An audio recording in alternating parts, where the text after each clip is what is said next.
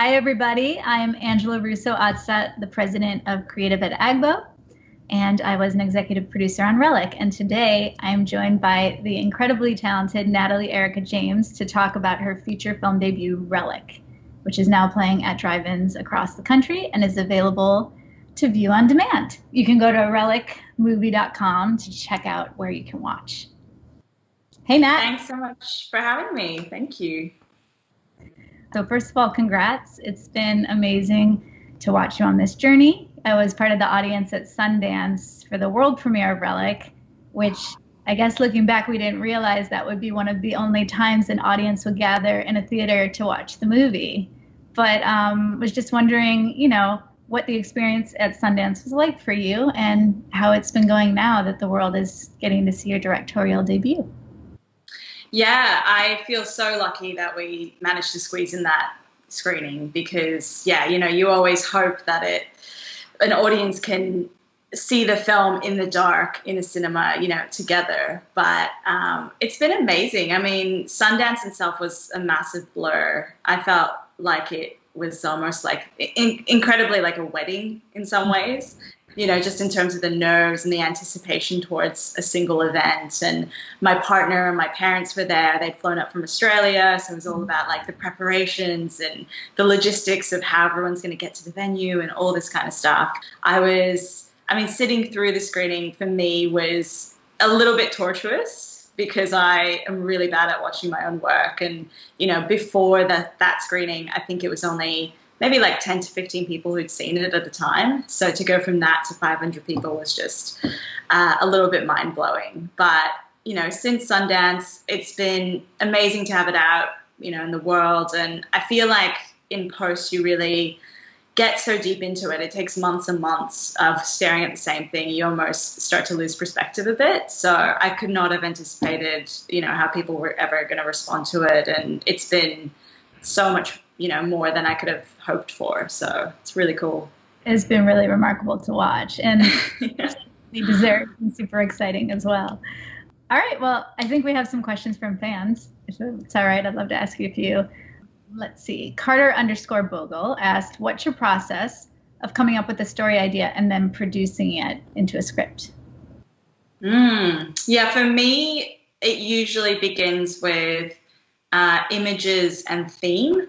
So if I think back to Relic and the start of it, it was definitely the feeling of uncanniness that I experienced in my, the moments that I had with my grandmother when I was visiting her, but also a starting image of a room full of hoarded junk that was getting bigger and bigger as you went deeper and deeper into the room.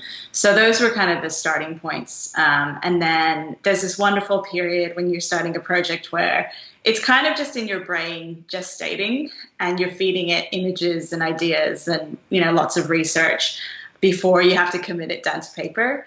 And so I really savor that kind of period where you're just, throwing things around in your head and characters are starting to form. And, that's a really exciting time. I have a co-writer as well. And so generally we'll come together to outline, plot, problem solve, brainstorm, and then we'll go off and we'll kind of share the draft back and forth. The first draft is always terrible because it really is just about getting it on the page. And then from there, through, working with producers and notes, and it's just a whole bunch of rewriting, redrafting. And there's certainly new things that come up. There's a lot of creation as well throughout the drafts, but a lot of it is just kind of refining it. And, blowing it up when you have to, when there's big things that aren't working and you really have to go back to its like bare structure. But I would say from conception to the day we were on set was about 4 years. And so that was like writing on and off, maybe like 3 years worth of writing. Wow. And then how did things change for you once you were on set? In terms of the script and the story, was there much refining? Yeah, in terms of the script, I would say it didn't change too drastically, but there was definitely a couple scenes that through working with the actors, I decided to rewrite. And just through, conversations that you have about what's what's feasible or, what's the actor going through. So one of the scenes that we actually rewrote the day before we shot was the scene where Edna's burying the photos, which is such an important, crucial scene, and it's really her last moment of lucidity. Yeah, just through talking to Robin, I decided to, kind of redraft some of that, and mostly in the dialogue, that kind of thing. Yeah. I find the same thing as well. There's that old adage that you make a film 3 times, you write it, and then you shoot it, and then you film it. And I find that, each stage inevitably affects the story and the screenplay itself, and sometimes you can lean really heavily on themes on the page, because that's where I like to start as well, because that's all you have to rely on the page. But then you get to, in my case, I would meet the director, you are the director, but when you start talking with HODs, things inevitably shift and start to take on a new shape, or the actor's performance, as you said, brings something new to the table, opens up story opportunity. And I think we found post working together a little bit that it's there, whether it's completely or clarity or even just something beautiful or unexpected the editor finds, it's really interesting in that regard. I also found that, the things that you think you can fudge in the script, or you kind of go, oh, this will work, and you're kind of vague about it, or, you don't have the luxury to just kind of pass it off to someone when you're the writer and director. And so anything that was a bit of a sticking point in the scripting process, I found, you kind of assume it'll get worked out in production, but no, the problems are just magnified, basically. So I definitely learned a lot from that. It's true. All right, well, let's see. We have another question here from swore_weedman112. Are there any films or literary work you drew inspiration from while either writing or filming Relic? Yeah, definitely. So many references. I think I often point to Asian horror because that's been, a massive influence on me, watching it a lot growing up. Films like Pulse or even the original Ring, I really admire the restraint and I guess the building of tension within frame in those films. Lots of, like The Orphanage or The Witch or It Follows, those films that often have a emotional through line as well as something, telling a really scary story as well. Less obvious references might be something like Robert Altman's Three Woman, Haneke's Amour, Whistle and I'll Come to You, which is like this beautiful TV movie that stars John Hurt, and it's about similar themes, an aging man dealing with his wife being put into a home. And in terms of literature, I would be probably remiss not to talk about House of Leaves, which, obviously has a similar concept of the house being bigger on the inside than the outside, and is still one of my favorite novels. And paintings as well, actually. Lots of symbolism from Vanitas art. And there's a painter called Hans Baldon who did a series called The Three Ages of Woman and Death. And so I drew a lot of inspiration from that too. Oh, wow. That's amazing. I love hearing where people's inspiration comes from and their references. Like, I find Anthony and Joe's references to be really surprising sometimes and not at all what you would think. They, illuminate it. You find, where the connective tissue is.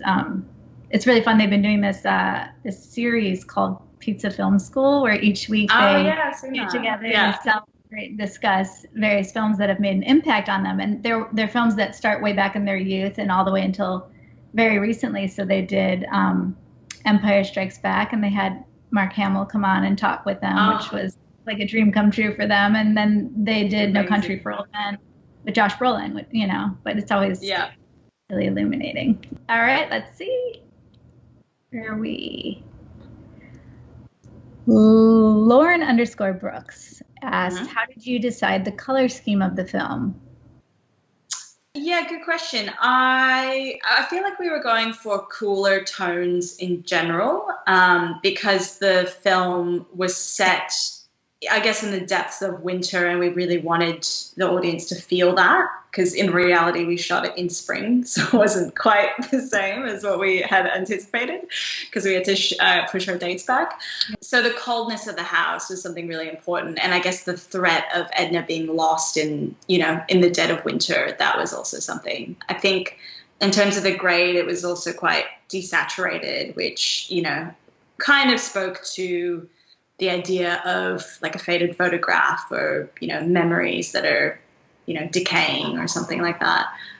In the design of the spaces, we made sure that there were lots of areas that could fall to black, and so when we lit it, there would be enough shadow in the shots, and compositionally we tried to frame things wide enough that you could feel the kind of presence of that uncertain space, and the feeling that something might jump out at you as well. Yeah. So that was kind of, in the design of the set as well as the cinematography.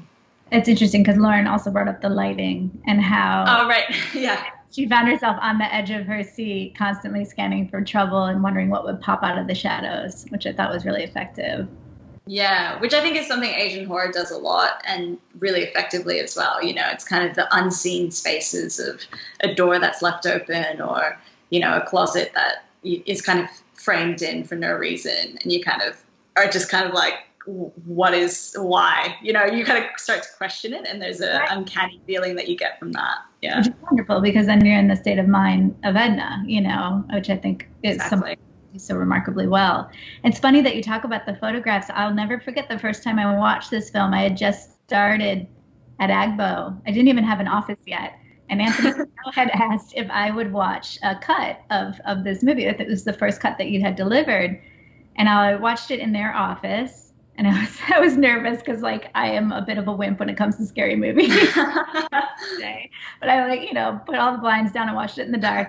And I remembered thinking that, looking at it, that I felt it was such a beautiful color grade, and it felt almost like photographs to me, particularly when we got to the scene with the burial of the photos. So it's really attention to detail all throughout, Natalie. Every time I learned something new and some other intention that you had, and I think it's really profound. Let's see. Over here. Sorry, Sherry_Burns 35. Was the hallway that Sam was in getting smaller? Because it seemed like it was. It definitely was. Yeah, we called it the diminishing corridor when we were designing it as well. And I'm deeply claustrophobic, so I feel like sometimes you just, get all your fears on the page and explore them. And obviously this is how my fear of claustrophobia kind of manifested.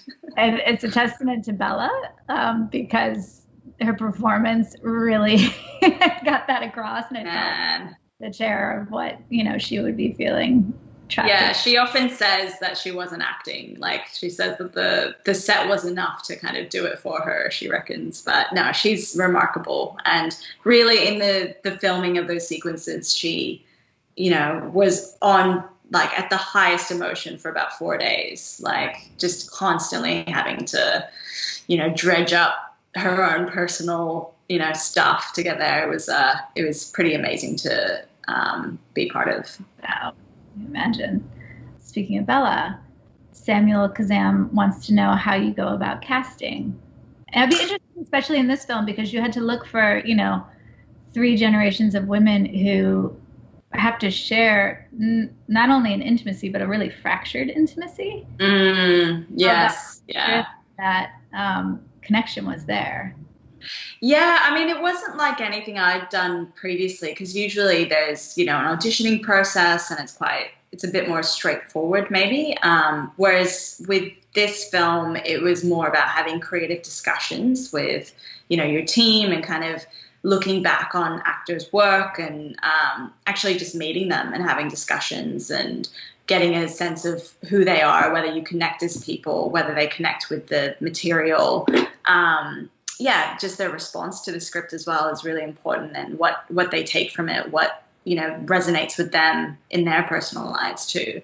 And so I had the good fortune to be able to meet all of them, and just really I feel like when you meet someone, you get a real sense of who they are and what they can bring to it. And then from there, it's more about imagination and, what you can see them doing based on what they've done in the past.